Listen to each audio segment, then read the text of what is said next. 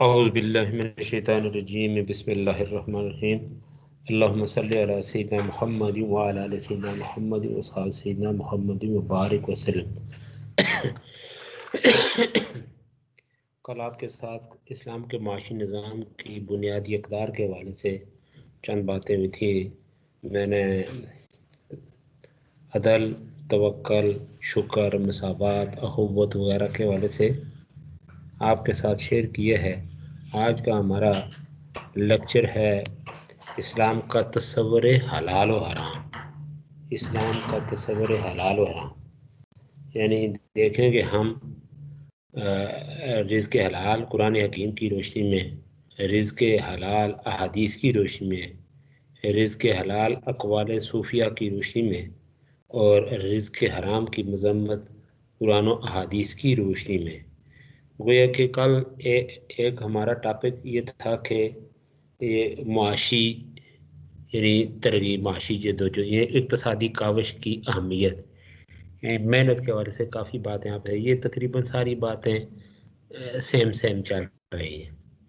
تصور حلال و حرام گویا کہ انسان سٹرگل کرتا ہے، کوشش کرتا ہے، اقتصادی کاوش کی طرف جاتا ہے، ٹھیک ہے نا، یعنی رزق کمانے کے لیے سٹرگل کرتا ہے، لیکن آگے وہاں پہ جو چیزیں یا جو کنڈیشنز ساتھ لگائی ہیں اسلام نے، وہ کیا ہیں کہ آپ نے جائز رائے کا انتخاب کرنا ہے۔ کوشش یہ نہیں کر رہی کہ بھئی آپ کی کوشش ہے تو کوشش، اسی والے سے پہلے میں نے اس کو ڈیفائن کیا تھا کہ اچھی اور بری کوشش، محنت حسنہ یا سعی مشکور جسے کہا جاتا ہے، اس کا تصور ہے اسلام میں۔ محنت سیئہ نہیں، محنت سے سیئہ یا سعی خاسر، یہ کہ بھئی جو خسارے والی کوشش ہو۔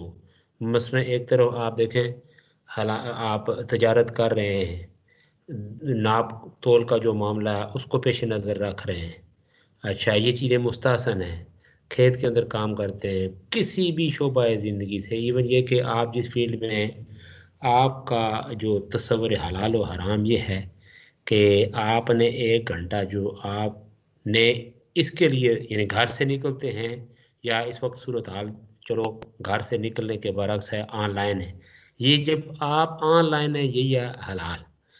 یہ جو مقررہ وقت ہے گھر والوں نے آپ کے لیے آپ کو پابند کیا ہوا ہے، اور سسٹم نے بھی آپ کو پابند کیا ہوا، اس کو چھوڑ کے اگر آپ کچھ اور کام میں لگ گئے تو پھر وہ چیز، ہاں اضطراری صورت حال یہ ہے کہ وہ آپ دیکھیں کوئی خدا نخواستہ کوئی ضرورت پڑ گئی ایسی، کوئی مس ہیپ ہو گیا یا کوئی اور وجہ بن گئی وہ، لیکن دانستہ طور پہ آپ اس سے صرف نظر کریں یہی ہے گڑبڑ۔ تو بات یہ ہو رہی تھی کہ جو حدود و قیود اسلام نے امپوز کی ہوئی ہیں ان کو پیش نظر رکھنا ہے، کھلی چھوٹ نہیں ہے، یعنی اچھائی محنت حسنہ یا سعی مشکور اور محنت سیئہ یا سعی خاسر کے والے جو بات، یعنی جسمانی طاقتوں اور صلاحیتوں کو آپ نے اس طرح بروئے کار لانا ہے۔ تو بات ہمارا ٹاپک اللہ کے فضل و کرم سے آگے بڑھے گا یہ اسلام کے تصور حلال و حرام کے حوالے سے، قرآن کی روشنی میں، حدیث کی روشنی میں باقی چیزیں آپ کے ساتھ شیئر ہوں گی۔ تو آتے ہیں ہم اس طرف، اسلام جو ہے اس نے اپنے ماننے والوں کو مال کمانے اور خرچ کرنے کی کھلی چھٹی نہیں دی، یعنی اسلام جو اس کے فالور ہوں، ماننے والوں، اب جو مانتا نہیں وہ تو پھر دیکھے نا بات ہی الگ ہے، لیکن جو شخص یہ دعویٰ کرتا ہو کہ میں مسلمان ہوں اللہ کے فضل و کرم سے، حلال و حرام میرے پیش نظر ہے، تو پھر اس کی پابندی ضروری ہے۔ تو مال کمانے اور خرچ کرنے کی اسلام کھلی چھٹی نہیں دیتا، بلکہ اس ضمن میں کیا کرتا ہے، جائز و ناجائز کی حدود کا تعین کرتا ہے، متعین کرتا ہے۔ پھر یہ کہ یہ آج کل کا دور ہے، اس میں اور ہر دور میں تقریباً یہ دیکھیں آج کل تو ذرا تھوڑا اس کے اندر تیزی آ گئی ہے نا، وسائل ہی ایسے ہیں، مطلب آپ دیکھیں لیپ ٹاپ فلاں ادھر ادھر بیٹھے بٹھائے ایک دوسرے، اور اس حد تک میں حیران ہوں، یہ 1-2 سال پہلے کا واقعہ شاید آپ لوگوں کو پتہ ہو، یہ لوگوں نے پورا وہ دیکھے نا وہ، یعنی رینٹ پہ مکان لے کے لوگوں کو یہ کچھ کمپیوٹر وغیرہ پرچیز کر کے دے کے کہ بھائی آپ کلک کریں، پتہ نہیں کس طریقے سے کوئی ایک وبا چل پڑی تھی، کلک کرتے رہے تو آپ کے پتہ نہیں کیا پیسے وہ سے بنتے رہیں گے. تو اس میں کوئی جو ایک وہ پتہ نہیں 2-2.5 کروڑ روپیہ وہ لگا کے بیٹھ گیا سٹے میں. یہ جو پتہ نہیں ملک جوس والا یا کون سا ہم سنتے ہی رہے. تو اس طرح گویا کہ وہ چیزیں بس دیکھا دیکھی، بھائی ٹھیک ہے آپ اس لیپ ٹاپ کے اوپر بیٹھ جائیں، کمپیوٹر کے اوپر بیٹھ جائیں تو کسی اور یعنی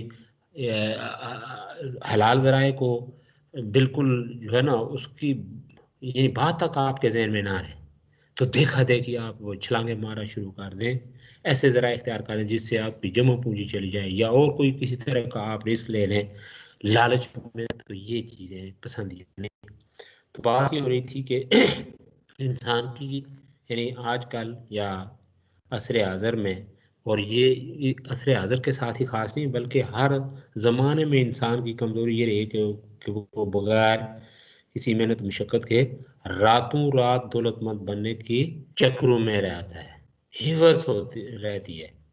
تو یہ انسان ہی ہے کہ جس کے الا ماشاء اللہ احساب پر یہ بات ہر وقت سوال رہتی ہے کہ وہ اپنے معیار زندگی کو دوسروں سے بلند رکھے. یعنی اس کے پاس اگر ایک گاڑی ہے، میرے پاس 2 ہونی چاہیے. اس کے پاس اگر وہ جو ہے نا مکان ہے تو میرا اس سے اچھے کنڈیشن میں مکان ہونا چاہیے، کوٹھی ہونی چاہیے، پلازے ہونے چاہیے، وسائل کا اتنا. اور پھر یہی وسائل یعنی جو لوگ ہوتے ہیں اس طرح مطلب سرمایہ کے اچھا پھر مال و دولت وسائل کے مالک ہوتے ہیں تو اوپر تک پھر چلے جاتے ہیں، کیا حکومتوں تک پہنچ جاتے ہیں. ادھر بیٹھ کے پھر وہ کیا کیا پھر ہوتی ہے، پیسہ لگاتے ہیں، پھینکتے ہیں پیسہ، پھر اس کو بعد میں کور کرتے ہیں. تو اس طرح یہ سوسائٹی کے اندر ایک ہے عدم تبادل پیدا ہو جاتا ہے. تو بات یہ ہو رہی تھی کہ انسان کے اعصاب پر یہ بات ہر وقت سوار رہتی ہے کہ وہ اپنے معیار زندگی کو دوسروں سے بلند رکھے.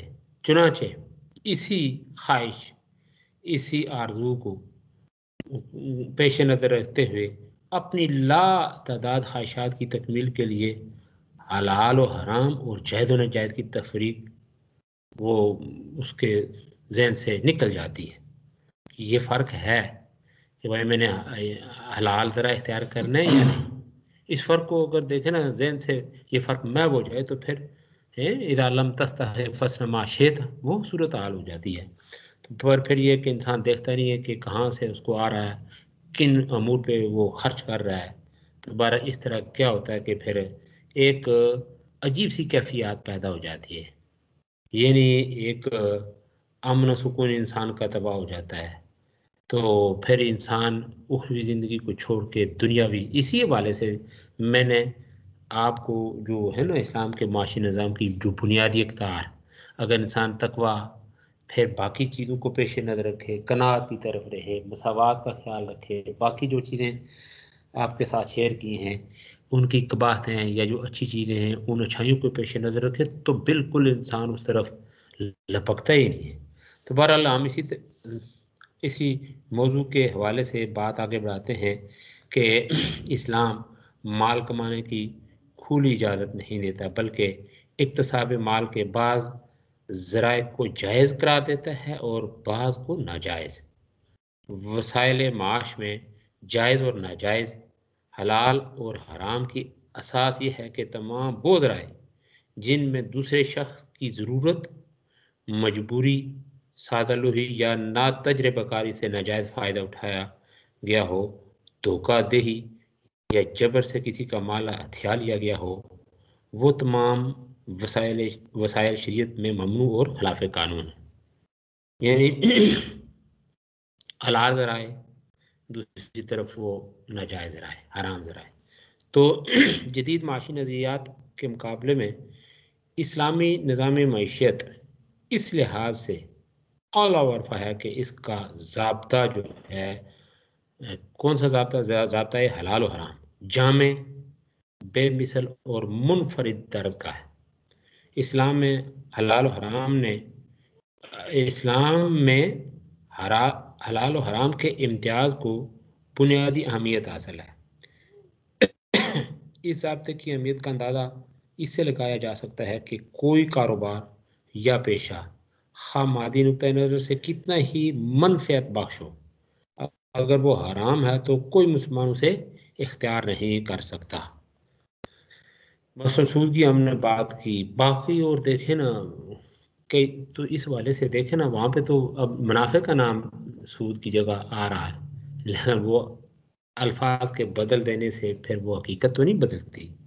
تو اسلام نے کمائی کے ایسے تمام ذرائع کو ناجائز قرار دیا جس سے اللہ تعالیٰ کے احکامات کی خلاف ورزی ہوتی ہے، دوسرے افراد کو یا اجتماعی طور پر پوری ملت یا ملک یا معاشرے کو اخلاقی یا مادی نقصان پہنچ سکتا ہو، یا ایسے تجارتی طریقے جن میں کسی ایک فریق کا یقینی طور پر فائدہ اور دوسرے فریق کا فائدہ مشتبہ ہو یعنی مشکوک ہو۔ اسلام ہر اس ذریعہ آمدنی کو ناجائز قرار دیتا ہے جس سے دوسرے لوگوں کا استحصال ہوتا ہو۔ اور آگے دیکھیں اسی تسلسل میں آگے ہم جا کے مختلف نظام ہائے معیشت کو ٹچ کریں گے، کیپیٹلزم کی طرف جائیں گے، پھر سوشلزم کی طرف جائیں گے، باقی نظام ہائے معیشت جو ہے تو پھر دیکھیں ان کے اندر اگرچہ کوئی خوبیاں بھی پائی جاتی ہیں لیکن خامی چونکہ زیادہ ہیں، تو اس حوالے سے ان کے اندر وہ اصلاح اور پھر خاص طور پہ اسلام اسی والے سے بات کرتا ہے کہ اسلام کا جو تصور معیشت ہے اس کے اندر یہ جو کنڈیشن ہے یہ یعنی آپ اس کے اندر وہ یہ چیزیں حلال اور حرام باقی جو کنڈیشنز ہیں یہ اس کو شفاف بناتی ہیں۔ تو بات ہو رہی تھی کہ اسلام ہر اس ذریعہ آمدنی کو ناجائز اور حرام قرار دیتا ہے جس سے دوسرے لوگوں کا استحصال ہوتا، اور ہر اس روزی کو ناجائز ٹھہراتا ہے جو محنت و مشقت کے بغیر حاصل کی جائے۔ اسلام میں اکتساب مال اور صرف مال پر جو پابندیاں عائد کی گئی ہیں وہ اس لیے بھی ہیں کہ یہاں نظام معاش محض نظام معاش کی حیثیت نہیں رکھتا بلکہ یہ نظام الاخلاق کے قیام کے لیے ہے، یعنی غیر اسلامی نظام میں معاش برائے معاش ہے اور اسلام میں معاش برائے اخلاق ہے۔ ذرا غور کریں اس سینٹینس کے اوپر۔ اسلام نے آمدنی کے ان تمام راستوں پر پابندی عائد کر دی ہے جو اخلاقی زندگی سے مطابقت نہیں رکھتے۔ اسلام یہ تصور بھی دیتا ہے کہ حلال اور پاکیزہ چیزیں بھی ہمارے لیے تب ہی حلال ہوں گی جب ہم جائز طریقے سے انہیں حاصل کریں۔ یعنی یہ دیکھیں نا پڑوس والوں کا بکرا یا مرغ وہ تو بذات خود ہے حلال ہے، لیکن آپ اس کو جو ہے نا بتائے بغیر آ کے اس کی گردن کے اوپر چھری پھیر کے ہانڈیا میں ڈال کے پکا تو یہ تو پھر حرام ہو گیا نا۔ تو یہ ہے بعض چیزیں دیکھیں نا کہ ہیں حلال لیکن ان کے کسب کا طریقہ، کمانے کا طریقہ، استعمال کرنے کا طریقہ اگر آپ وہ شریعت کے اصولوں کے مطابق نہیں کریں گے تو وہ بھی حرام ہو جائیں گی۔ تو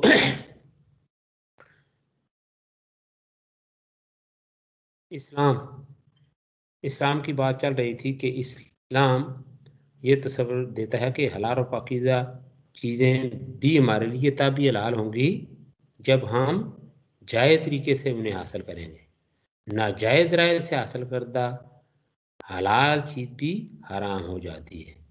تو اس حوالے سے امام ابو یوسف نے اپنی جو ان کی عالمگیر حیثیت کی جو کتاب ہے یعنی شورۂ آفاق جو تصنیف ہے کتاب الخراج، اس میں جو ایک روایت نقل کی ہے کہ جس میں یہ الفاظ ملتے ہیں کہ حضور صلی اللہ علیہ وسلم نے فرمایا، یعنی توجہ طلب بات ہے ابھی حلال اور حرام کے حوالے سے کہ بھائی کہ ذریعہ کون سا اختیار کیا اس کا کمائی کا یعنی مال حاصل کرنے کا ذریعہ کون سا اختیار کیا، اور جب مال آ گیا تو پھر اس کا انفاق کس انداز سے کیا۔ تو یہ کتاب الخراج کی ایک روایت جو آپ کے سامنے یعنی آپ کے ساتھ شیئر کر رہا ہوں کہ اللہ کے نبی صلی اللہ علیہ وسلم نے فرمایا کہ قیامت کے دن ہر شخص کو اس بات کا جواب دینا ہوگا کہ اس نے مال کو کہاں سے کمایا اور کہاں خرچ کیا، یعنی یہ نہیں پوچھا جائے گا کہ تم نے کتنا مال کمایا، تم کروڑپتی تھے یا نہیں. باقی وسائل حیات یعنی جو از خود جن کو ہم نے وہ لازم کر لیا اپنے اوپر کہ بنگلہ ہونا چاہیے، جاگیریں، کیا گویا کہ اس طرح اس کے مالک تھے، وسائل کے مالک تھے یا نہیں. آخرت کی عدالت میں ان اشیاء کی کوئی اہمیت نہیں کہ بھائی کس کے پاس گاڑی تھی، بنگلہ تھا، کوئی اور بڑی جاگیر تھی، پلازہ تھا یا نہیں تھا. تو اس والے سے آخرت میں اس لیے کہ آخرت کے مقابلہ میں یہ پوری کی پوری دنیا، پوری کی پوری کائنات کوئی معنی رکھتی نہیں. اخروی زندگی اس کی جو ہے نا یعنی دائمی جو حیثیت ہے وہ نہ ختم ہونے والی زندگی.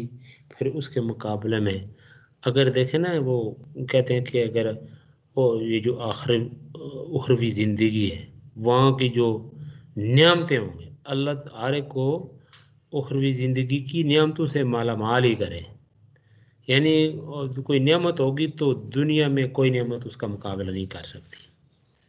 اگر خدا نہ خواستہ کوئی اس طرح کی بات ہوگی نعمت کے مقابلے میں جو انسان کو بے چین کرے، یعنی کوئی آگ یا پھر اس کے علاوہ دیکھیں نا کوئی ایسی بات، یعنی کوئی نعمت اور اس کے مقابلے میں کوئی عذاب کی جب بات آتی ہے تو اللہ معاف فرمائے کہ وہ بھی اس قدر کے دنیا میں اس کا بھی کوئی تصور نہیں ہے. اتنی وہ یعنی اچھائی ہے تو اس کا مقابلہ کوئی نہیں. اگر کوئی برا معاملہ انسان کے ساتھ ہوگا تو اس کا بھی انسان تصور نہیں کر سکتا. تو وہاں یعنی جو اخری زندگی وہاں کس نوعیت کا سوال ہوگا؟ یہی سوال ہوگا کہ جو کچھ کمایا کہاں سے کمایا اور اس سے خرچ کیا تو کن راستوں پہ خرچ کیا، کس طرح خرچ کیا. کیا غریبوں کا خون چوس چوس کر دولت کٹھی کی اور اپنی یشو کے سامان فراہم کرنے والے درندوں، یہ دیکھیں نا، یعنی اپنی یشی کے لیے دوسروں کا خون نچوڑا، درندگی کی. تو ایسے درندوں کے لیے اسلام میں تو کوئی جگہ ہی نہیں ہے. تو اسی طرح تاریخ کا ایک اور واقعہ یہ ہے کہ آپ دیکھیں خلیفہ وقت یعنی یہ خطیب بغدادی، انہوں نے اپنی تاریخ میں ایک واقعہ نقل کیا ہے کہ خلیفہ وقت جو تھے ایک مرتبہ اپنے مصاحبین کے ہمراہ حضرت شیخ عبد القادر جیلانی رحمۃ اللہ علیہ کی خدمت میں حاضر ہوا اور اشرفیوں سے بھری ہوئی ایک تھیلی آپ کی خدمت میں پیش کی. تو آپ نے اس تھیلی کو پکڑ کر نچوڑا تو اس میں سے خون کے قطرے ٹپکنے لگے. ابھی جو آپ کہ بھائی اگر غریبوں کا خون چوس چوس کر اگر دولت کٹھی کی تو پھر وہ تو وقتی تو وہ سمجھ رہا ہے کہ وہ کوئی شاید اس نے کوئی فائدہ حاصل کر لیا، لیکن وہ اس کے لیے گویا کہ زہر قاتل ہے. اور یہ ہے کہ اس کا آپ نتیجہ دیکھیں کہ جب وہ تھیلی پیش کی گئی تو اس کو یہ ہوتا ہے، یہ جو اللہ کے نیک بندے ہوتے ہیں وہ فوراً دیکھیں نا ہر زاویے سے وہ یعنی دیکھ لیتے ہیں ان کو اس کا انجام کا کہ بھائی بغیر کسی مشقت کے اگر یہ چیز مجھے دی جا رہی ہے تو آخر اس کا سبب کیا ہے. تو وہ ظاہر ہے اس طرح تو پھر جن کو اللہ کی ذات کے اوپر توکل ہو، بھروسہ ہو، جس طرح میں نے آپ کے ساتھ شیئر کیا ہے اسلام کے معاشی نظام کی جو بنیادی اقدار توکل و بھروسہ ہو تو پھر وہ ان چیزوں کی طرف لپکتے ہی نہیں. بلکہ ایک اور واقعہ خلیفہ ہارون رشید کے ایک بیٹے کا میں نے آپ کے ساتھ شیئر کیا تھا، چھوڑ کے تو دیکھیں نا وہ اپنی محنت اور اس محنت کے نتیجے میں پھر اللہ تعالیٰ کا توکل، بھروسہ، تقوی ساری چیزیں تھی. تو آپ دیکھیں وہ جب وہ اینٹ اور گارے وہ کیا کہتے ہیں گارے مٹی کا کام کرتا ہے تو اینٹ کو صرف اشارہ کرتا ہے، وہ خود آ کے ایڈجسٹ ہوتی ہے. تو وہ بندہ جو ہے نا وہ حیران رہ جاتا ہے کہ یہ ایک شخص نے اتنا کام کیسے کر دیا. یہ بڑا لمبا چوڑا واقعہ ہے، لیکن یہ ہوتا ہے کہ جب کوئی جو ہے نا اللہ کا نیک بندہ اچھائی کی طرف توکل، تقوی یا اس کی طرف انسان کے جو ہے نا لگاؤ رہتا ہے، تو پھر اللہ تعالیٰ پھر اس کے ساتھ وہ معاملہ کرتا ہے کہ جو لوگ نہیں سمجھ سکتے. ٹھیک ہے، تو انہوں نے دیکھے نا کیا کہ تھیلی کو پکڑ کر نچوڑا تو اس سے خون کے قطرے ٹپکنے لگے. تو اس پر آپ کا چہرہ سرخ ہو گیا اور فرمایا کیا تم یہ چاہتے ہو کہ میں اس دولت سے اپنا پیٹ بھروں جو غریبوں کا خون چوس چوس کر جمع کی گئی؟ تو اللہ کے نیک بندے ایسے ہوتے ہیں. تو بہرحال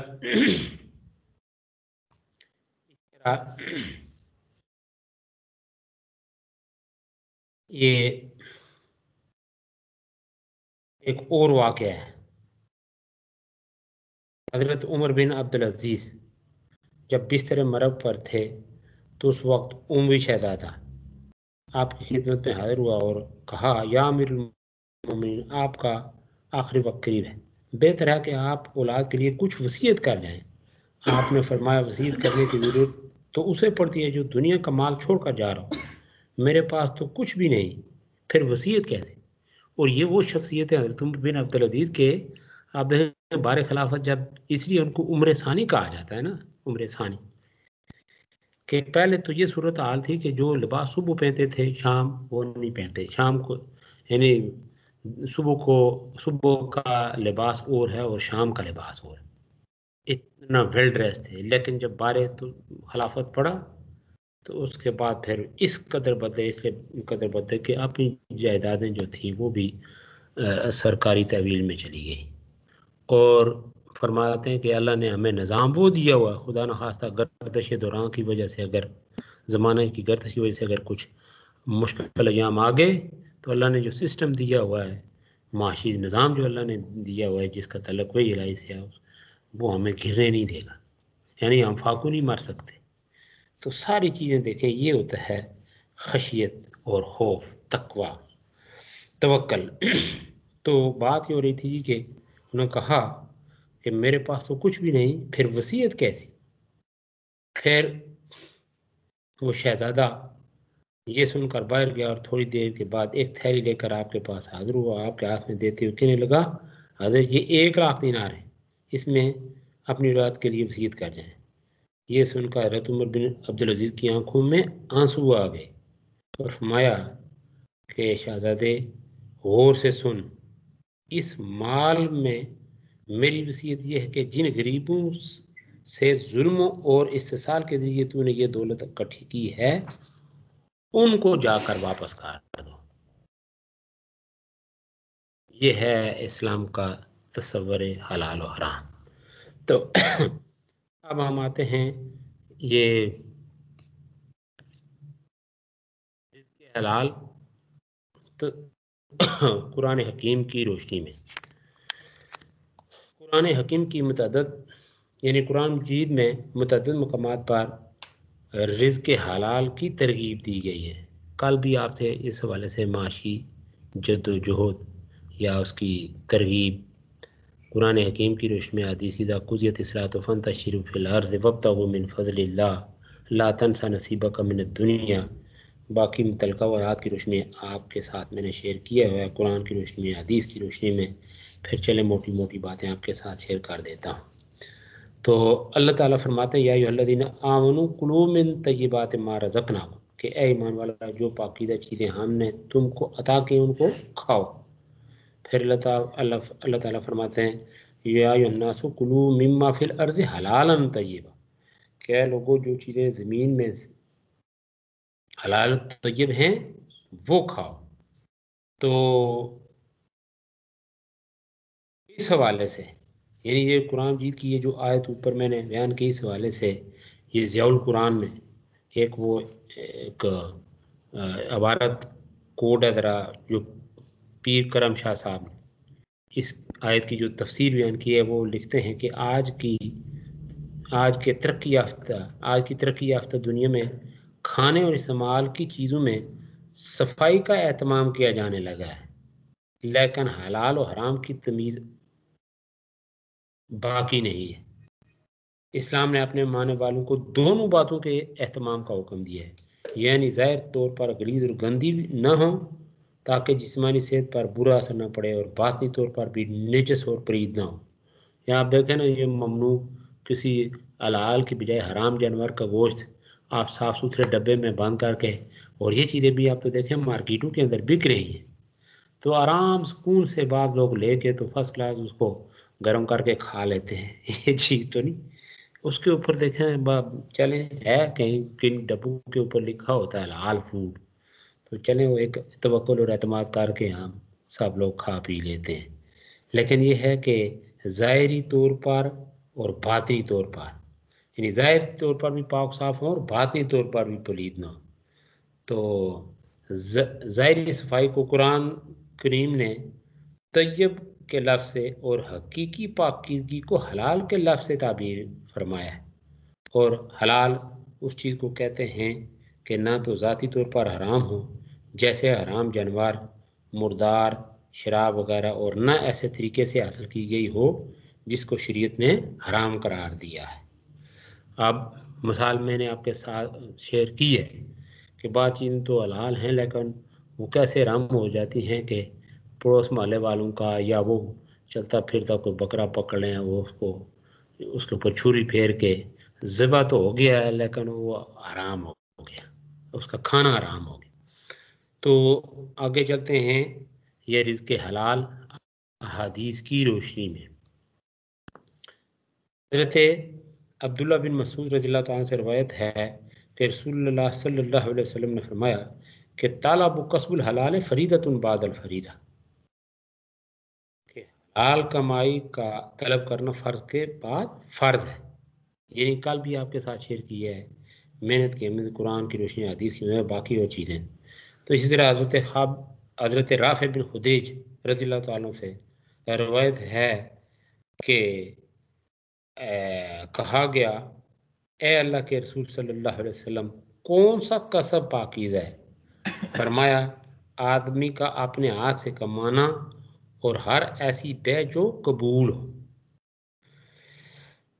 تو اسی والے سے یعنی رزق حلال کے حوالے سے امام غزالی رحمہ اللہ نے اپنی تصنیف کیمیائے سعادت میں جو روایات نقل کی ہیں ان میں سے چند ایک آپ کے ساتھ شیئر کرتا ہوں کہ وہ لکھتے ہیں کہ جس شخص نے حلال ذرائع سے روزی کمائی وہ اللہ تعالیٰ سے اس حال میں ملے گا کہ اس کا چہرہ 14ویں کے چاند کی طرح، چہرہ 14ویں رات کے چاند کی مانند روشن ہوگا۔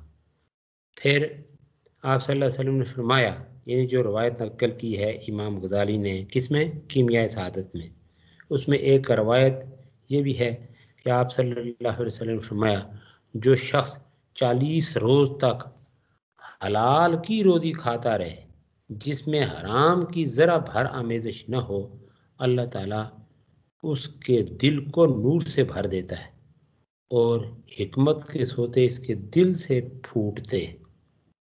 اسی طرح حضرت سعد بن ابی وقاص رضی اللہ عنہ نے ایک یہ روایت بھی ہے کہ ایک دن نبی کریم صلی اللہ علیہ وسلم سے عرض کیا یا رسول اللہ صلی اللہ علیہ وسلم میرے حق میں دعا فرمائیے کہ میری ہر دعا قبول ہو جایا کرے۔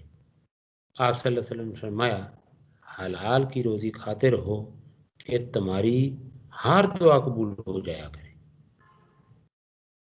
تو ایک اور روایت یہ ہے کہ اللہ تعالیٰ فرماتا ہے کہ حرام سے پرہیز کرنے والوں سے تو مجھے حساب لیتے ہوئے شرم آتی ہے۔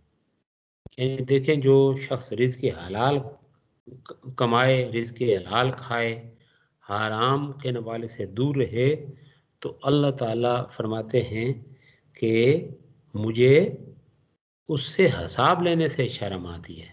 تو اس سے بڑھ کے پھر اللہ تعالیٰ کا فضل و کرم کیا ہو۔ تو اسی والے سے یعنی صوفیاء کرام نے، اولیاء کرام نے بھی روحانی پاکیزگی کے لیے کسب حلال پر بہت زور دیا ہے۔ ایک دفعہ حضرت ابراہیم بن ادم سے پوچھا گیا کہ آپ اسم اعظم جانتے ہیں؟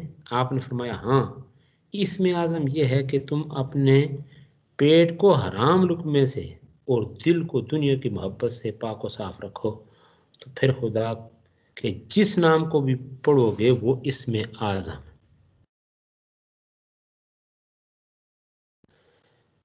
اسی طرح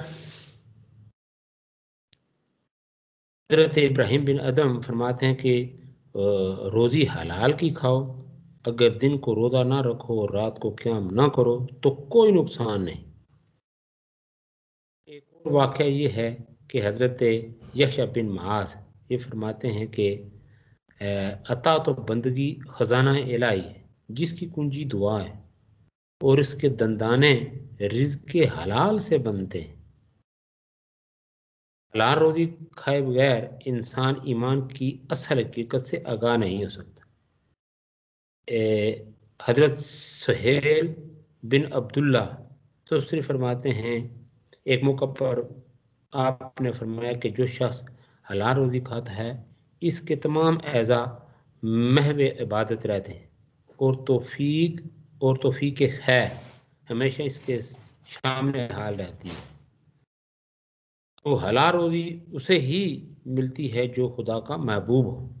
حضرت عبداللہ بن مبارک فرمایا کرتے تھے کہ میرے نزدیک 1,00,000 درہم صدقہ میں دینے سے یہ امر زیادہ پسندیدہ ہے کہ شبے کا 1 درہم مالک کو لٹا دیا جائے.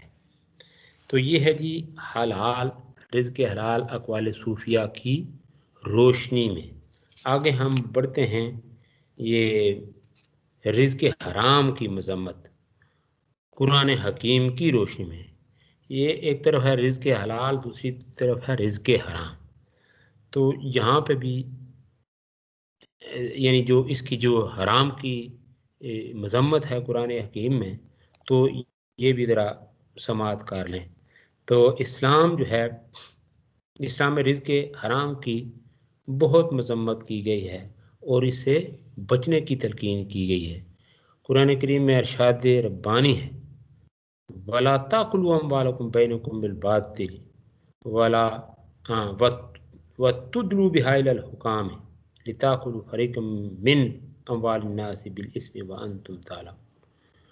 اور اللہ فرماتے ہیں کہ ایک دوسرے کا مال نہ حق نہ کھاؤ اور نہ اس کو یعنی حاکموں کے پاس پہنچاؤ رشوت کے طور پر، تاکہ لوگوں کے مال کا کچھ حصہ ناجائز طور پر نہ کھا جاؤ اور تم جانتے بھی ہو.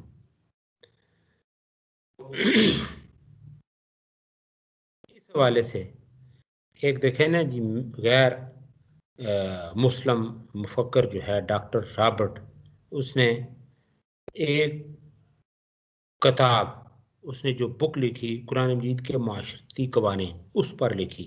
اس میں اس آیت کو نقل کر کے وہ لکھتا ہے کہ یہ آیت اس امر کی شہادت مزید ہے کہ محمد صلی اللہ علیہ وسلم نے اپنے پیروں میں کتنی تاکید یعنی تاکید باہمی اور حسن معاملت کے باب میں رکھی ہے.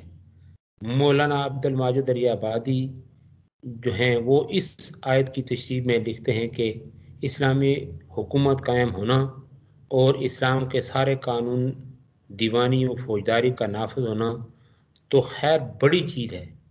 قرآن مجید کی صرف اس آیت پر اگر آج عمل درآمد ہو جائے تو جھوٹے دعووں، جعلی کاغذات، جھوٹی گواہوں، جھوٹے حلف ناموں، اہلکاروں اور عہدیداروں کی رشتوں کے ساتھ ساتھ اعلیٰ حکام کی خدمت میں نذرانوں، قیمتی ڈھالیوں، شاندار دعوتوں کا وجود کہیں باقی رہ جائے.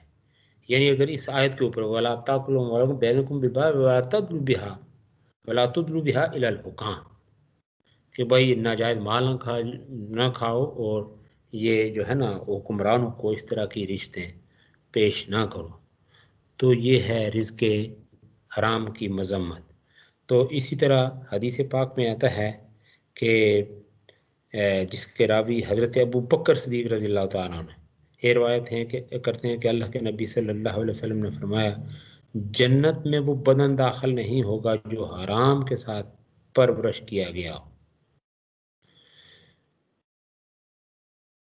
اسی طریقے سے حضرت جابر رضی اللہ تعالیٰ عنہ سے روایت ہے کہ اللہ کے نبی صلی اللہ علیہ وسلم نے فرمایا جنت میں وہ گوشت داخل نہیں ہوگا جو گوشت حرام مال سے پلا ہو، ہر وہ گوشت جو حرام مال سے پلا ہو آگ اس کے زیادہ لائق ہے۔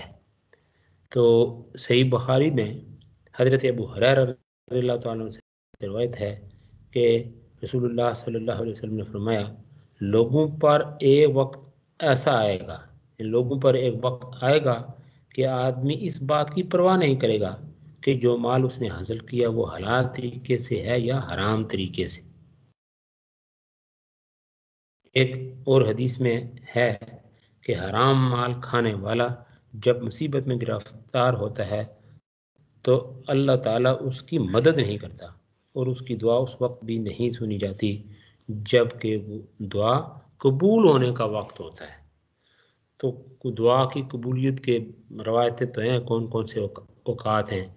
ہم خاص طور پہ دیکھیں اہتمام کرتے ہیں، مثلاً یہ ہے کہ لیلۃ القدر ہے، رمضان کے پورا مہینہ ہے، تو پھر وہ بڑے بڑے جو ایام ہیں، مطلب عید بقرہ ہے، عید الاضحیٰ ہے، تو ان بڑے بڑے ایام میں، بڑی بڑی راتوں میں، بڑے بڑے مہینوں میں بھی جو ہے نا اگر دعا قبول نہ ہو تو پھر اس سے بڑا نقصان انسان کے لیے اور کیا ہے۔ تو یہ جو حدیث پاک میں نے آپ کے ساتھ شیئر کی کہ حرام مال کھانے والا جب مصیبت میں گرفتار ہوتا ہے اللہ تعالیٰ اس کی مدد نہیں کرتا اور اس کی دعا اس وقت بھی نہیں سنی جاتی جبکہ دعا قبول ہونے کا وقت ہوتا ہے۔ چنانچہ اسی حوالے سے حضرت ابو ہریرہ رضی اللہ تعالیٰ عنہ فرماتے ہیں کہ رسول اللہ صلی اللہ علیہ وسلم نے ایک آدمی کا ذکر کیا جس کا سفر لمبا ہوتا ہے، اس کے بال الجھے ہوئے اور کپڑے غبار آلود ہوتے ہیں اور وہ آسمان کی طرف ہاتھ اٹھا کر کہتا ہے اے میرے رب تو میری مدد کر، لیکن اس کا کھانا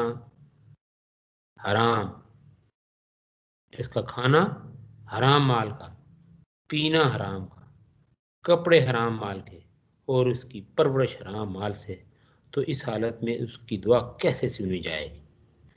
یعنی اس حدیث پاک کا جو ابھی آپ کے ساتھ میں نے شیئر کی، کئی مرتبہ جب ہم خود میٹرک انٹر لیول پہ خود تو یہ بار بار ہم اس حدیث پاک کو سنتے بھی چلے آئے ہیں اور پڑھتے بھی چلے آئے ہیں، لیکن پھر اس کی طرف توجہ نہ ہو تو کتنا بڑا المیہ ہے کہ اللہ سے دعا۔ اور پھر آپ دیکھ لیں کہ جس پورے اسلامی ممالک میں بھی ہے، پوری اب لوگ بڑے بڑے علماء تقوی والے بھی اللہ قبول ہی کرے، لیکن سب سے بڑا جو ہمارے دعا کی عدم قبولی جسے کہا جائے، دعا قبول ہونے نہ ہونے کی وجہ کیا ہے؟ اسی کی جاتے ہیں بیت اللہ کا غلاف پکڑ کے دعائیں کرتے ہیں، یعنی اسلام دشمنوں کے لیے، مسلمان دشمنوں کے لیے، اچھا پھر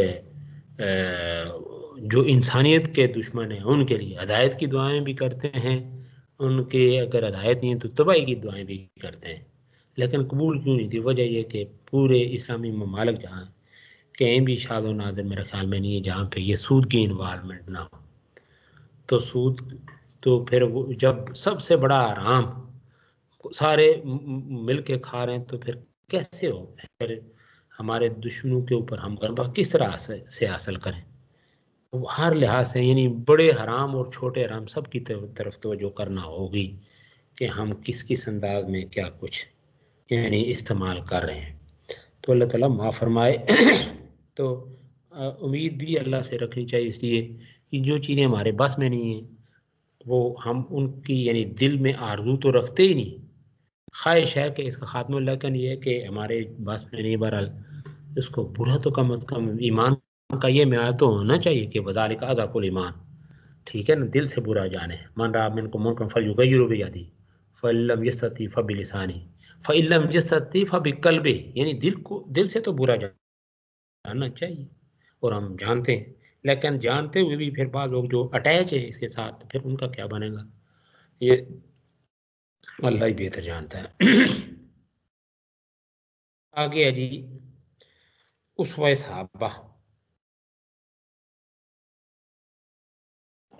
صحابہ کرام رضی اللہ تعالیٰ عنہ یعنی اس معاملے میں بڑی احتیاط سے کام لیتے تھے کہ حرام غذا جو ہے ان کے جسم میں داخل نہ ہو۔ تاریخ میں کئی ایک واقعات ملتے ہیں، مثلا حضرت ابو بکر صدیق رضی اللہ تعالیٰ عنہ کو ایک مرتبہ غلام نے دودھ پیش کی، آپ نے اسے نوش فرما لی تو معلوم ہو کہ وہ حرار روزی سے نہ تھا، تو اسی وقت انگلی ہلک میں ڈالی اور کہہ کر دی، جو اس قدر یعنی شدید تھی، یعنی کہ روح کے جسم سے جدا ہونے کا خدشہ لاحق ہو گیا، اور بار بار کہتے جاتے تھے کہ اے پروردگار میں تیری پناہ چاہتا ہوں کہ دودھ کا کچھ نہ کچھ حصہ تو میری رگوں میں یعنی کے باوجود میرے رگوں میں رہ گیا ہو، اور جسے باہر نکالنا میرے بس میں نہیں۔ یہ ہے جی صحابہ کے بار کے یا بڑے بڑے لوگ جو ہے نا خشیت رکھتے ہیں، اللہ سے ڈرتے ہیں، تو وہ ان کی صورتحال کہ حرامات سے کس قدر بچتے تھے۔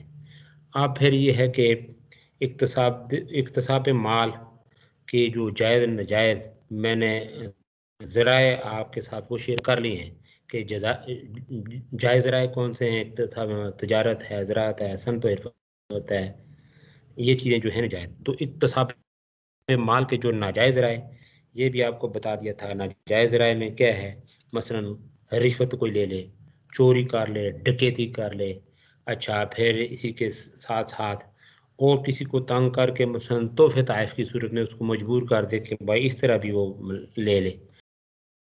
بعض لوگوں نے تو لطیفے وضع کیے ہوئے کہ فلاں سیاستدان اس کا اس طرح، تو وہ یہ خود نہیں لیتا تو کہتا جیب میں ڈال جاؤ، یعنی کوئی بھی طریقہ اختیار کرنا جس بندہ کہے کہ میں بڑی عظیموں لیکن یہ کہ میرے پاس ایریا آئے خود بخود اس کو یعنی غیر میرے انداز میں پاؤں لگے ہوئے ہیں، یہ چیز بھی گویا کہ حرام ہی ہے کہ آپ دوسرے کو مجبور کر دیں کہ وہ کسی نہ کسی صورت میں کہ ظاہری طور پہ آپ اس کے انکاری ہیں، باطنی طور پہ اقراری ہیں، یہ چیز بھی پسندیدہ نہیں۔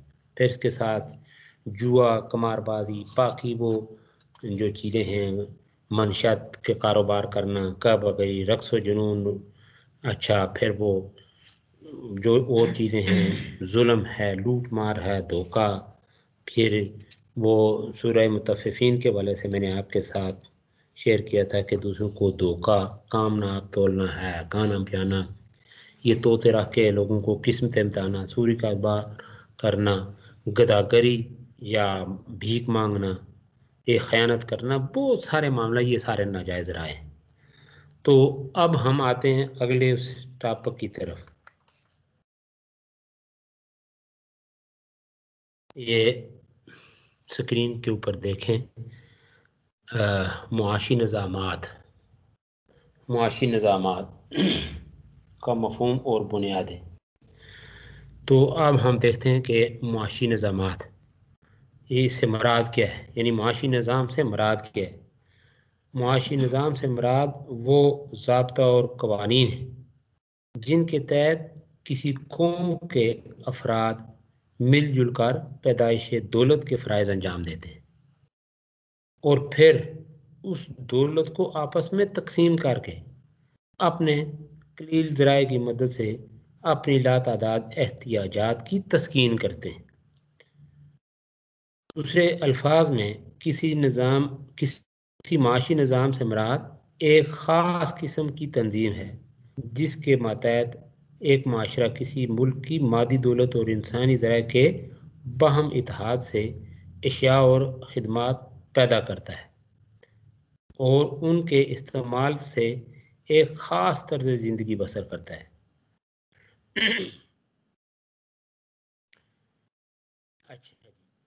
در حقیقت معاشیات کا موضوع بحث انسان کی وہ جدوجہد ہے جس کی بدولت وہ اپنی ضروریات زندگی فراہم کرتا ہے۔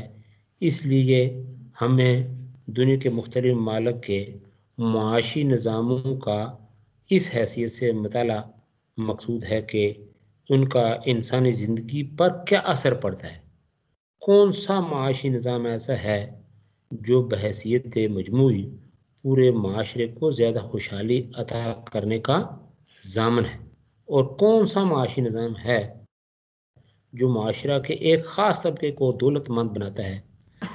کسی معاشی نظام سے قوموں کی اخلاقی، مدنی اور سیاسی صلاحیتیں اجاگر ہوتی ہیں اور کس میں پست ہو جاتی ہیں۔ ایک کسی خیال کا حامی ہوتا ہے تو دوسرا اس کے خلاف نظریہ رکھتا ہے۔ اس کے باعث معاشرے میں مختلف گروہ پیدا ہو جاتے ہیں جن کا اثر سیاسی حالات میں بھی پڑتا ہے، اور بعض اوقات ملکوں اور قوموں کی تاریخ صرف اس لیے بدل جاتی ہے کہ ایک معاشی نظام کے حامیوں کی تعداد بڑھ جاتی ہے۔ یہ آگے جا کے اس کو اور یعنی باتیں واضح ہوں گی جب آپ یہ کیپٹلزم کی طرف آئیں گے، اس کو ہم ٹچ دیں گے، پھر اس کے بعد سوشلزم۔ اس لیے کہ دیکھیں نا، سیاسی حالات پہ پڑتا ہے تو حالات بدلتے ہیں، یعنی اب دیکھیں نا کسی نظام کے حامی زیادہ ہو جائیں، مخالف زیادہ بڑھ جائے، تو اب یہ ہے کہ وہ دوسرے سسٹم کو شکست ہو جاتی ہے۔ تو آپ کیپٹلزم کا یہی حال ہوا ہے کہ ایک طرف جو ہے نا دولت کی ریل پیل، دوسری طرف غربت، پھر یہ کہ کنگال اور کلاش قسم کے لوگ محنت ایک کر رہے ہیں، ایک طبقہ کر رہا ہے، ان کی محنت کو اچھا کے دوسرا لے جا رہا ہے، تو چنانچہ یہ ہوتا ہے پھر انسانوں کا باہم بغض بڑھتا ہے تو نوبت جو ہے قتل و غارت تک جا پہنچتی ہے۔ تو چنانچہ پھر یہ ہوتا ہے کہ اتار چڑھاؤ آتا ہے، پھر ہر قدر جو ہے وہ انسانی اقدار یہاں تک کہ یہ چیزیں منہدم ہونا شروع ہو جاتی ہیں۔ بہرحال ہم اس طرف آتے ہیں تو باقاعدہ اس کی ہسٹری کی طرف بھی ہم جائیں گے، اس کی طرف یہ ہمارا جو کیپیٹلزم ہے وہ ہے، سوشلزم ہے، اس کی ساری باتیں انشاءاللہ برابر ہی ہوں گی جب ہم اس ٹاپک کے اوپر آئیں گے۔ تو جہاں تک معاشی نظام کی کسی واضح اور جامع تعریف کا تعلق ہے تو اس ضمن میں مشہور ماہر معاشیات لاؤکس وہ لکھتے ہیں کہ معاشی نظام ایک ایسا ادارتی سلسلہ ہے جسے کسی قوم یا کسی ملک کے لوگوں نے اپنے پیداواری ذرائع کو استعمال میں لاتے ہوئے انسانی احتیاجات کی تسکین کے لیے منتخب یا تسلیم کر رکھا ہو۔ ادارے سے مراد کسی کام کو سر انجام دینے کا طریقہ کار، کسی معاملے کو حل کرنے کا ضابطہ، کسی چیز کے متعلق کوئی فیصلہ کرنے کے لیے ایک نقطہ نظر اور کسی شے کو منظم کرنے کے لیے ایک لائحہ عمل ہوتا ہے۔ گویا ایک معاشی نظام کسی ملک کے لوگوں یا قوم کے ان مجموعی طریقہ ہائے کار یا اصول و ضوابط پر مشتمل ہوتا ہے جس کے تحت انسانی احتیاجات کی تسکین کے لیے پیداواری ذرائع کو استعمال میں لایا جاتا ہے۔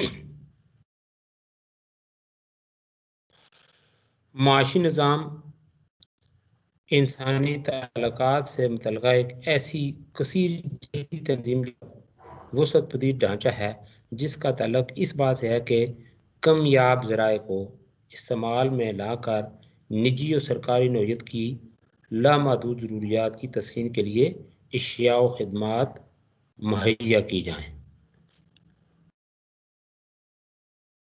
نوعیت کسی معاشی نظام کی نوعیت معلوم کرنے کے لیے درج ذیل باتوں پر غور کرنا ہوگا۔ مثلا قدرتی ذرائع اور انسانی طاقت کے وسائل پر کس کا تصرف ہے؟ وسائل پیداوار مثلا کارخانے، سرمایہ، مواصلات، بندرگاہیں وغیرہ پر حکومت کا قبضہ ہے یا نجی اداروں کا، یا پھر یہ عوام کی ملکیت ہے؟ پھر اس بات کا فیصلہ کون کرتا ہے کہ قدرتی ذرائع اور انسانی طاقت کے وسائل کو کن کن مقاصد کے لیے کس طرح اور کس مقدار میں استعمال کیا جائے؟ اسی طرح اس بات کو کون طے کرتا ہے کہ کون کون سی اشیاء اور کتنی مقدار میں تیار کی جائیں؟ قومی دولت کی تقسیم کس طرح ہو اور قومی دولت سے کس قدر صرف کیا جائے اور کس قدر پس انداز کیے جائے، اور پھر بچت کو سرمایہ کاری کے لیے کس طرح استعمال کیا جائے۔ کیا عوامی فلاح و بہبود کے کاموں کو کسی منصوبہ بندی کے تحت انجام دیا جاتا ہے؟ اگر ایسا کیا جاتا ہے تو اس کا انتظام حکومت کرتی ہے یا افراد؟ تو یہ جو باتیں آپ کے ساتھ شیئر کی، تو یہ ان باتوں کا ان باتوں پر ہی کسی معاشی نظام کا انحصار ہوتا ہے، کیونکہ یہ باتیں ہر جگہ یکساں طور پر نہیں پائی جاتی، اس لیے کئی ایک نظام پیدا ہو گئے۔ اب وہ اہم جو معاشی نظام ہے، یعنی کئی ایک نظام جو ہے پیدا ہو گئے ہیں، ان میں سے اہم معاشی جو نظام ہیں وہ آپ دیکھتے ہیں کہ تاریخ کے مختلف ادوار میں دنیا کے مختلف خطوں میں جو معاشی نظام مروج یا متعارف ہیں وہ یہ ہیں: اسلام کا معاشی نظام، جاگیرداری نظام، سرمایہ داری، سوشلزم، کمیونزم اور فسطائیت وغیرہ۔ تو ان کی جو بنیادیں ہیں تو یا کسی معاشی نظام کو تشکیل دینے والی جو قوتیں وہ کون سی ہوتی ہیں کہ لوگوں کے نمبر 1 لوگوں کے تصورات و نظریات اور خواہشات کے تاریخی و ثقافتی ذرائع، نمبر 2 قدرتی ذرائع بشمول آب و ہوا، نمبر 3 سرمایہ علم و حکمت، نمبر نیکسٹ مجوزہ نسب العین اور مقاصد کے حصول کے لیے ماضی و حال کے لوگوں کی نظریاتی کاوشیں، اور پھر معاشی مقاصد کے حصول کے سلسلہ میں درپیش آنے والی آزمائشیں اور سرزد ہونے والی فروغ گزاشتیں۔ آگے ہم آئیں گے یہ شارٹ سا تھا اپنا یہ ٹاپک، تو آگے ہم جو اہم ٹاپک ہے اس کی طرف بڑھتے ہیں، جاگیرداری اور اسلام۔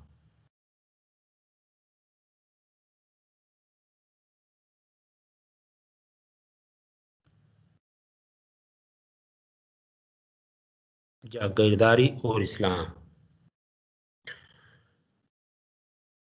جاگیرداری کا جو پس منظر ہے یہ اسکرین کے اوپر ساتھ دیکھ لیجیے۔ تو ابتدائی زمانہ میں زمین تمام انسانوں کی ملکیت سمجھی جاتی تھی، سب لوگ مشترکہ حیثیت سے اس سے فائدہ اٹھاتے تھے۔ جو شخص پہلی مرتبہ کسی زمین کو کاشت کرنا شروع کرتا اس پر اس کی عارضی ملکیت قائم ہو جاتی، اور اس والے سے یہ احیاء مواد کا جب ٹاپک آئے گا تو آپ بھی پڑھیں گے کہ اللہ کے نبی نے فرمایا کہ من احیا ارضن میتۃ فہی لہ، کہ جس نے کسی بنجر زمین کو آباد کیا وہ اسی کی ہو گئی۔ یہ تو اسلامی نقطہ نظر ہے، لیکن ایک وہ جو ہے نا روایتی جو انداز چل رہا تھا تو وہ بھی آپ دیکھیں اس حدیث کے مطابق وہ تقریباً اسی طرح سے بات آگے، یعنی لوگ زمین جو شخص جس طرح سے زمین آباد کرتا تھا وہ اس کی ہو جاتی تھی۔ آج کل کی طرح نہیں، آج تو کل تو دیکھیں یہ جب تک بنجر زمین آپ حکومت کی اجازت سے تو وہ آپ کی نہیں ہو سکتی۔ حکومت اجازت، ہاں اگر لوگ قبضہ بھی کر لیتے ہیں، آباد کر لیتے ہیں، اس کے بعد جا کے دیکھیں نا عدالتوں میں مقدمے لڑتے ہیں، پھر جا کے اب پہلے تو ظاہر ہے آبادی کم وسائل زیادہ تھے، اب وسائل کم ہے آبادی زیادہ ہے، تو دیکھیں مختلف حالات میں قوانین بھی بدلتے رہتے ہیں۔ بہرحال بات یہ ہو رہی تھی جی کہ یہ ابتدائی زمانہ میں زمین تمام انسانوں کی یعنی ملکیت سمجھی جاتی تھی، سب لوگ مشترکہ حیثیت سے اس سے فائدہ اٹھاتے تھے۔ تو جو شخص پہلی مرتبہ کسی زمین کو کاشت کرتا اس پر اس کی عارضی ملکیت قائم ہو جاتی، اور یہ ملکیت اس وقت تک قائم رہتی جب تک اس پر اس کا قبضہ رہتا ہے۔ اگر اس کا قبضہ برقرار نہ رہتا تو کسی دوسرے شخص کو اس زمین کے استعمال کرنے کا حق حاصل ہو جاتا ہے۔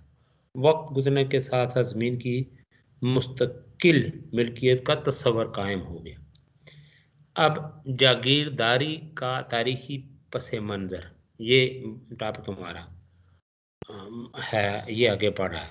تو نظام جاگیری کا قیام کس طرح عمل میں آیا، کیسے قائم ہوا؟ زمین کی مستقل ملکیت کے تصور سے پھر نظام جاگیرداری نے جنم لیا۔ مستقل ملکیت کا تصور قائم ہونے کے بعد زمین اور جائیداد کا مالک ایک شخص یا ایک خاندان نہیں ہوتا تھا، بلکہ اس زمانہ میں پدر سری خاندان کے نمونوں پر جو جماعتیں قائم تھیں وہی اس کی مالک ہوتی تھیں اور انہی کے ذمہ اس کا پورا انتظام ہوتا تھا۔ جاگیرداری نظام کے قیام میں غیر مہذب قوموں کے بادشاہوں نے اہم کردار ادا کیا۔ یہ اس لیے کہ جاگیرداری نظام کے قیام ہی میں ان کے مفادات کی حفاظت ہو سکتی تھی۔ یہ بادشاہ اپنی مملکت کے کچھ خاص لوگوں کو زمین کے بڑے بڑے ٹکڑے جاگیر کے طور پر دیتے۔ بادشاہ اپنے مصائبوں کو نوازنے کے لیے اور ان کی حمایت حاصل کرنے کے لیے بڑی بڑی جاگیریں دیتے تھے۔ جن لوگوں کو جاگیریں دی جاتی وہ اپنی آزادی کھو دیتے۔ اب ان کی حیثیت بادشاہوں کے غلاموں کی سی ہوتی۔ بادشاہوں کے مفادات کا تحفظ کرنا ان کا اولین فریضہ ہوتا تھا۔ یوں نظام جاگیرداری کی بنیاد پڑی اور اس کی مختلف شکلیں تمام دنیا میں متعارف ہو گئیں۔ اب نظام جاگیرداری نے یہاں تک ترقی پائی کہ اللہ کی زمین جو سب میں مشترک تھی اور مساویانہ حیثیت سے جس کے سب حقدار تھے، جاگیرداروں کے ایک محدود طبقہ میں سمٹ کر رہ گئی اور کاشتکاروں کا طبقہ جبر و ظلم کے شکنجہ میں جکڑا ہوا ہر قسم کے وحشیانہ مظالم برداشت کرنے پر مجبور ہو گیا۔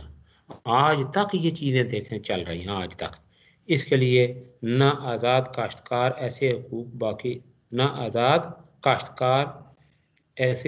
باقی رہے اور نہ رعایا کے ابتدائی حقوق، بلکہ وہ اپنی فطری صلاحیتوں اور طبی استعدادوں کو چھوڑ کر زرعی غلام میں تبدیل ہو گیا ہے۔ اب آتے ہیں ہم اس طرح کہ نظام جاگیرداری کا قیام یہ تو ہو گیا، تو جاگیرداری نظام کی خصوصیات۔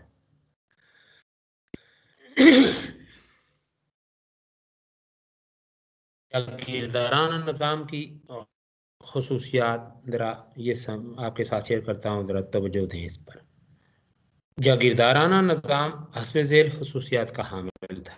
نمبر 1، جاگیردار اپنے علاقوں پر حکمرانوں کی مانند ہے۔ نمبر 2، جاگیردار کی جاگیر پر کاشتکاری کرنے والے کسان یا مزارع کہلاتے تھے۔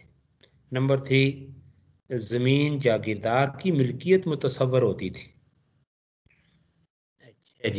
نمبر 4، زمین کی پیداوار سے جاگیردار کے حصہ کے علاوہ کلیسا کا حصہ بھی نکالا جاتا تھا۔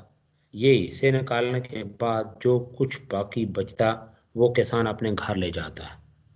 تو اس میں بڑی ظلم کی داستانیں، یہ لمبی چوڑی تفصیلات ہیں، میں ذرا موٹے موٹے خصائص آپ کے ساتھ شیئر کر رہا ہوں۔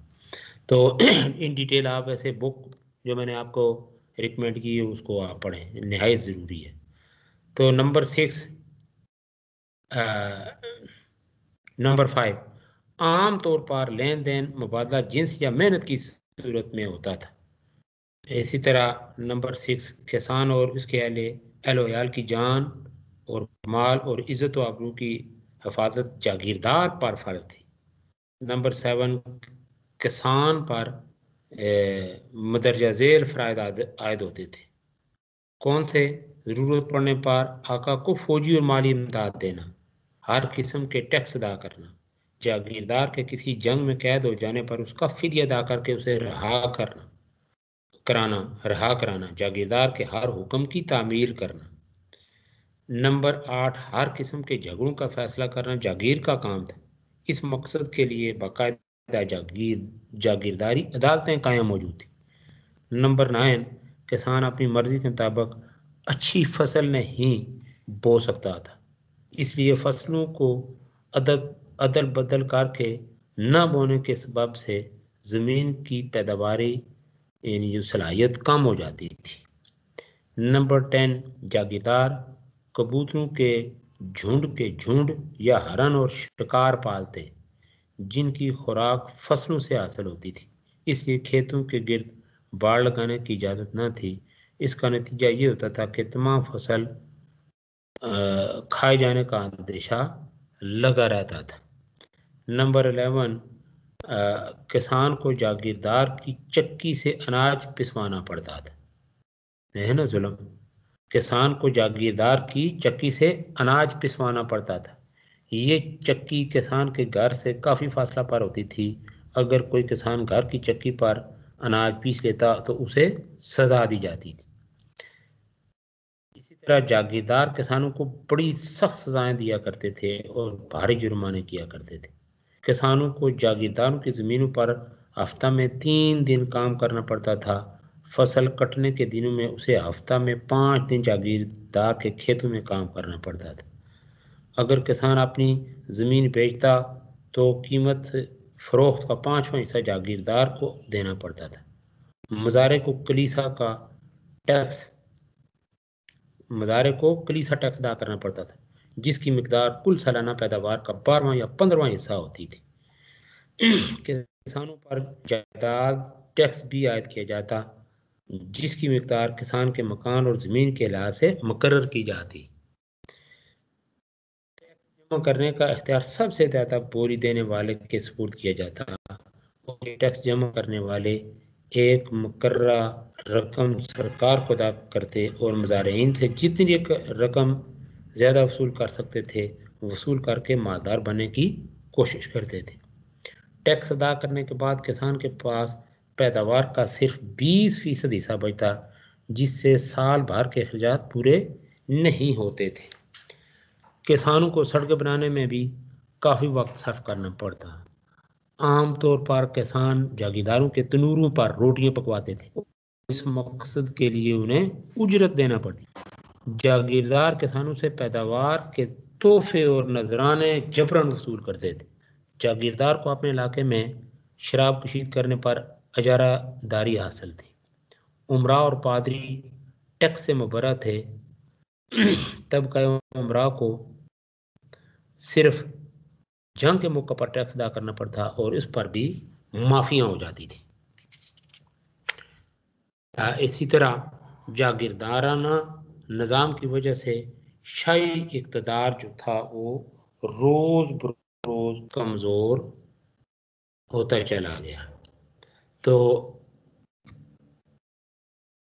جاگیرداری نظام کا جو زوال ہے، جاگیرداری نظام کا زوال یا خاتمہ، جاگیردارانہ نظام جرمنی، آسٹریا، پولینڈ، فرانس اور برطانیہ وغیرہ میں کافی عرصہ مروج رہا، یعنی رائج رہا۔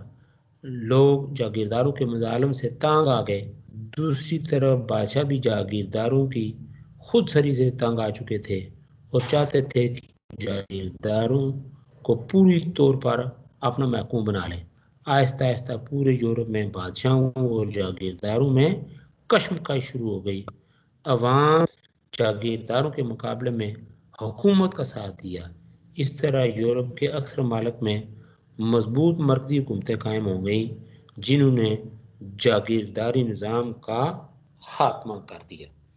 تو آگے ہم بڑھتے ہیں، یہ جو عام خصائص جاگیرداری نظام کی خصوصیات، تو اس والے سے اسلام کا جو ہے جاگیرداری کے بارے میں نقطہ نظر ہے وہ یہ ہے کہ اسلام کا عادلانہ معاشی نظام کسی بھی طرح موجودہ یا قائم ظالمانہ جاگیرداری نظام سے سمجھوتا نہیں کرتا۔ اسلام نے مشروع طور پر ملکیت زمین کی اجازت دی، لیکن اس کے نتیجہ میں انسانوں کو آقا اور غلام، بااختیار اور بے اختیار، سرکش اور تابع فرمان، ظالم اور مظلوم کے طبقوں میں ہرگز تقسیم نہیں کرتا۔ اسی والے سے سید قطب شہید بڑی خوبصورت بات ہے، انہوں نے کیا کہ اسلام زری غلامی کو قطعاً برداشت نہیں کرتا ہے۔ کتنی خوبصورت بات۔ اس کی روح سے زری غلامی کا جو مظاہرین کو ایک مخصوص رقبہ رقبہ زمین یا قطع زمین کے ساتھ باندھ دیتی ہے قطعاً کوئی جواز نہیں۔ اسلام کے معاشی ڈھانچے کی بنیادیں آزادی عمل، کامل اشتراک اور تعاون اور ایک دوسرے کی خدمت کے جذبے پر رکھی گئی۔ اسلامی معاشرے میں کوئی فرد جاگیرداروں کا غلام بن کر رہنے پر مجبور نہیں ہوتا۔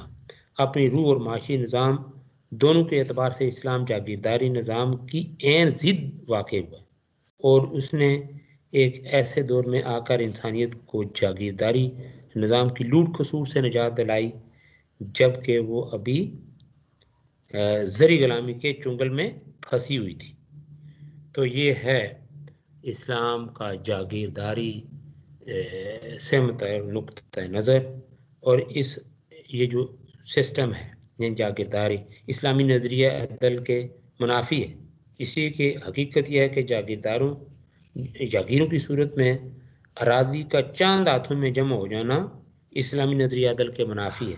آپ دیکھیں پھر یہ چیزیں آگے جا کے مثلا آپ وراثت کی اسلام بات کرتا تو کیا بڑی بڑی جاگیریں کس طرح اس کے اوپر بنجر پڑی ہوئی زمینیں، لوگوں کے قبضے، پھر اگر یہ تقسیم در تقسیم، پھر اس کے اندر پیداواری عمل زیادہ دیکھیں تو اسلام نے کیا شافی علاج تجویز کیا ہے۔ اچھا جی، تو بات ہو رہی تھی کہ یہ اسلامی نظریہ عدل کے خلاف منافی ہے۔ جس معاشرے میں لاکھوں بے زمین کسان اجرت پر کام کرتے ہوں وہاں چند زمینداروں اور جاگیرداروں کو بڑے بڑے قطاعات دے دینا انصاف کے خلاف۔ ایک مرتبہ حضرت ابوبکر صدیق رضی اللہ تعالیٰ نے حضرت طلحہ کو ایک جاگیر عطا فرمائی اور چند گواہوں کو مقرر فرمایا۔ ان گواہوں نے جاگیر کی دستاویز پر دستخط کرنے تھے۔ ان گواہوں میں حضرت عمر بن خطاب کا نام بھی تھا۔ جب حضرت طلحہ حضرت عمر رضی اللہ تعالیٰ کے پاس آئے تو انہوں نے دستاویز پر دستخط کرنے سے انکار کر دیا اور فرمایا کیا اتنی ساری زمین صرف تمہارے لیے مخصوص ہوگی اور دوسرے لوگ اس سے محروم رہیں گے؟